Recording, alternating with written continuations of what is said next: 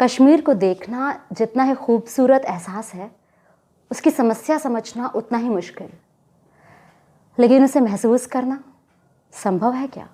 नमस्ते, मैं हूं सुदीप्ता। हिंदी किताबों वाले चैनल मसाला चाय पर आपका बहुत बहुत स्वागत करती हूं।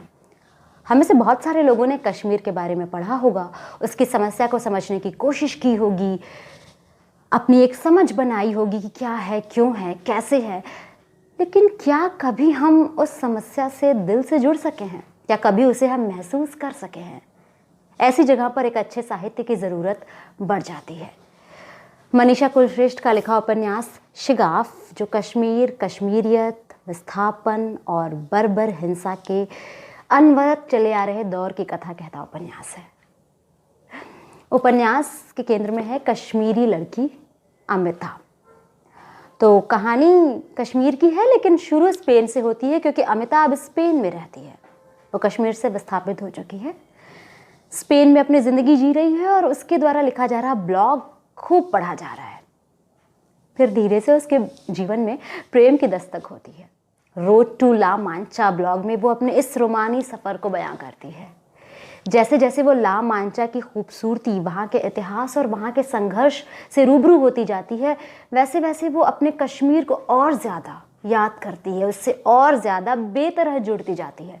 और फिर उस यात्रा के दौरान उसके दिल पर कुछ ऐसे गुजरती है कि वो वापस हिंदुस्तान आ जाती है। वो अपनी जड़ों से दूर रहकर खुद को स्पेन में मिसफिट पा रही थी। हिंदुस्तान आते ही वो कश्मीर जाने का निश्चय करती है, क्योंकि अब उसे कश्मीर पर एक किताब लिखनी है। सालों बाद वो कश्मीर पहुंचती है। ये वो जगह है जहां से सालों पहले खौफ और दहशत के साए में उसका परिवार अपना बसा बसाया घर छोड़ निकल पड़ा था। वहां फिर से पहुंचना आसान नहीं था, मगर उसे वहां अपने लोग मिलते हैं, उनसे मदद भी मिलती है। वो वहाँ जमान से मिलती है, जो कश्मीरी आवाम के हितों के प्रति समर्पित एक जुझारू पत्रकार है। दोनों के उद्देश्य एक हैं, लेकिन विचार नहीं मिलते। वो मेजर शांतनु से मुलाकात करती है, जो सुरक्षा बलों के प्रति श्रद्धा से भरा हुआ एक समर्पित जवान है।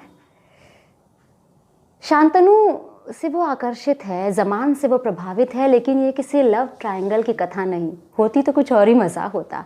पर ये कश्मीर की कहानी है। अमिता अपने बचपन की दोस्त यास्मीन से मिलना चाहती है। अफसोस कि अब ये मुलाकात संभव नहीं, लेकिन बदले में उसे हाथ लगती है यास्मीन की डायरी। अब यास्मीन की डायरी से खुलता है वो पन्ना जिस कश्मीर के बारे में हम खूब पढ़ते आए हैं। खूब सारी चीज़ें हमने कंज्यूम की हैं, इधर से उधर से, किताबों से, अखबारों से, लेखों से, वीडियोस से, आर्टिकल्स से, पर उससे जुड़ नहीं सके हैं। जब आप यास्मीन की डायरी पढ़ना शुरू करते हैं, तब आप देखते हैं कि कश्मीर की ये जो समस्या है, जो ये विस्थापन का दर्द है, जो ये संघर्ष है, वो किसी एक तबके तक सीमित ही नहीं है। मिलिटेंट, फौजी, क्रांतिकारी जो वास्तव में दहशतगर्द और आतंकी हैं, इन्होंने वहाँ रहने वाले हर एक शख्स का जीना हराम कर दिया है। मृत्यु, मौत, हत्याएं यहाँ आम हैं। मौत किसी भी पल आपके दरवाजे पर दस्तक दे सकती है, और इसी खौफ के साए में जीते रहने की वहाँ के लोगों की आदत हो चुकी है। स्पेन से कश्मीर पहुंची एक कश्मीरी लड़की जब इस दौर की लड़कियों की ये हालत देखती है, तो उस पर क्या कहर गुजरता है। यास्मीन की मौत उसके लिए सदमा है, लेकिन जुलेखा का फिदायीन बन जाना उसे बर्दाश्त नहीं होता और वो मामले की तह में जाने की कोशिश करती है।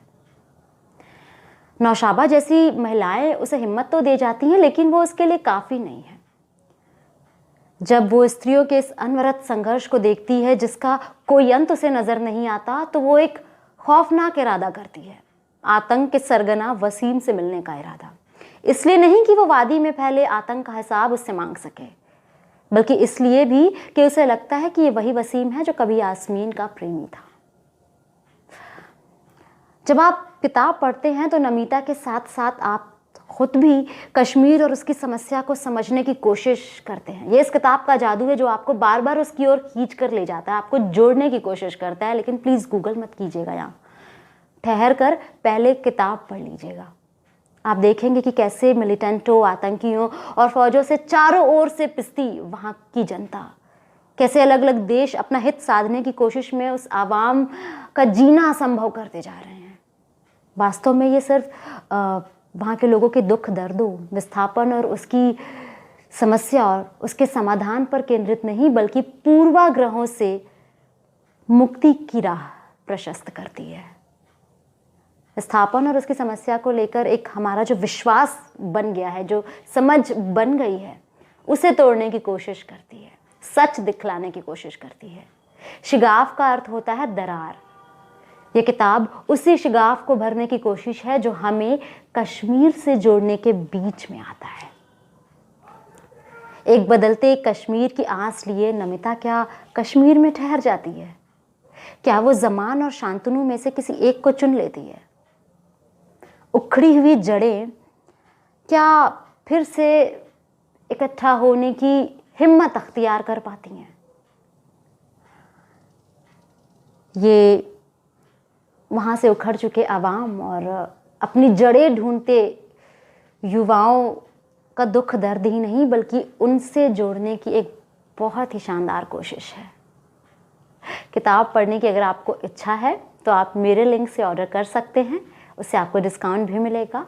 आज के वीडियो में इतना ही। कैसा लगा इस वीडियो के बारे में जानकर? किताब अगर पढ़ी है तो कैसे लगी आपको ये भी बताइएगा बिना स्पॉइलर के। आपके कमेंट्स पढ़ना मुझे हमेशा बहुत अच्छा लगता है। आज के लिए मैं चलती हूँ। अपना ढेर सारा ख्याल रखिए और किताबें पढ़ते रहिए। Tata, bye bye.